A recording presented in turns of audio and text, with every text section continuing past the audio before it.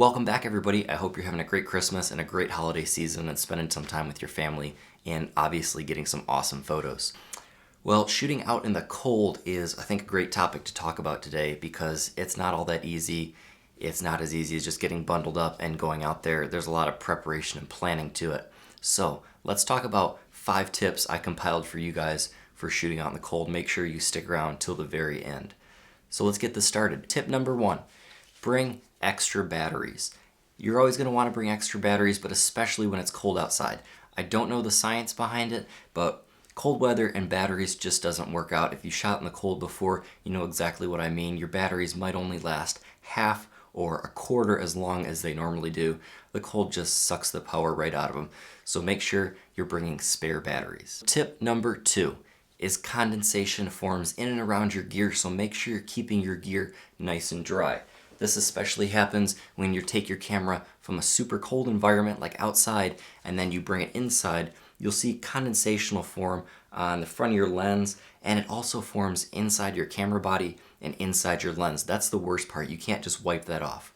So make sure that when you bring your camera gear from outside to inside, leave it in your bag a little bit, maybe 20-30 minutes, and let it slowly warm up so it's not going to build up all that condensation water inside your camera and ruin your camera. So tip number 3 is dress in layers. I can't stress that enough. Dress in lots of warm layers. Don't wear super bulky cold weather gear because you want to have your mobility. Make sure you bring a hat. Hat is super important. If you're not comfortable and you're irritable outside because you're cold, you're not going to want to shoot photos and you're not going to want to stay out there and work that shot and get that shot. Another thing I've learned, bring 2 pairs of gloves. Bring a thick pair just to hang out in the cold, and then bring a slightly lighter pair that you can wear inside those thick pair, but you want to keep your mobility in your fingers so you can change your shutter, change your camera settings, and make sure you're agile enough with your fingers and you're not wearing that bulky cold weather gear. Tip number 4, hand warmers. This seems like an obvious one, but I can't stress it enough. Stay warm. Throw a couple in your camera bag to keep your gear warm. Another tip I learned, you can take a hand warmer and you can put it right on top of your lens, because when you've been out in the cold for a while, some of the servos and gears and things inside your camera, your shutter will even start to slow down. So set a hand warmer right on top. It'll keep condensation from forming on your lens and on your camera, and it'll keep your camera working even when it's super cold out. And last but not least, tip number 5 is exposed to the right. When you're outside in the snow and the sun's beating down and you're looking through your viewfinder, everything looks super bright. Everything also looks super bright to your camera. That's trying to tell you what the exposure is.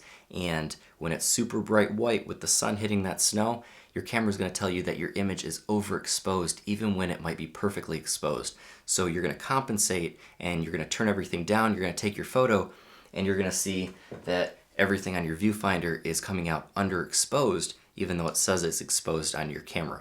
Well, a trick to get around that is to shoot maybe a stop or so overexposed and exposed to the right.